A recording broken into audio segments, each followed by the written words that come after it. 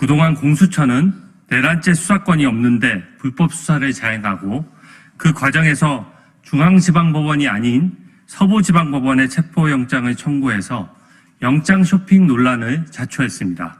공수처가 출범한 지 4년이 됐는데 서부지법에 체포영장을 청구한 것은 이번이 처음입니다. 당연히 꼼수라는 지적이 나옵니다. 제가 받은 제보를 종합하면 총 3가지 의혹이 있습니다.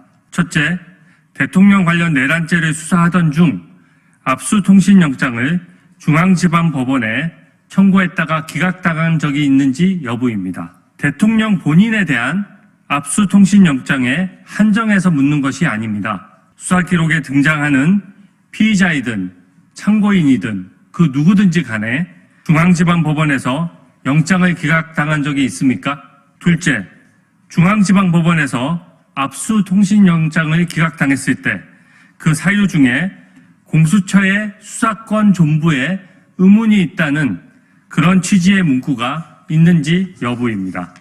즉, 누구에 대한 무슨 영장이든 간에 법원으로부터 공수처의 수사권에 의문을 표시하는 내용의 기각 문구를 받은 적이 있는지 여부를 묻고 있는 것입니다. 셋째, 검찰에 대통령 내란죄 수사 기록을 넘길 때 단 한 장의 공용 서류라도 빼고 넘긴 것이 있는지 여부입니다. 공수처가 압수통신영장을 법원에 청구하면 1년 번호가 붙기 마련입니다. 검찰에 넘긴 수사 기록 중 비어있는 1년 번호가 있습니까? 저는 이 부분을 검찰과 법원, 공수처에 동시에 확인할 것입니다.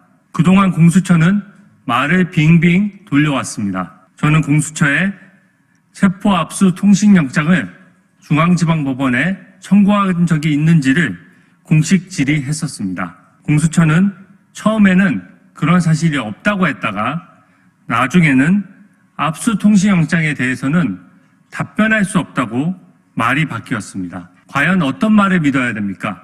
오늘 제가 이 문제를 제기하니 또 공수처는 대통령에 대한 압수수색 영장은 중앙지방법원에 청구한 적이 없다고 해명합니다. 저는 대통령 본인에 대한 압수수색 영장만 묻고 있는 것이 아닙니다. 전체적인 영장의 기각 여부를 묻고 있는 것입니다. 그 수사 기록에서 무슨 이유로 영장을 빼낸 것인지 또 왜 1년 번호가 연결되지 않는지를 추궁하고 있는 것입니다. 공수처장은 국조특위에 이미 증인으로 채택되어 있습니다. 반드시 출석하십시오. 이미 대통령 수사가 끝났기 때문에 수사 보완을 핑계댈 수도 없습니다. 국민적 의문에 성실히 답하십시오.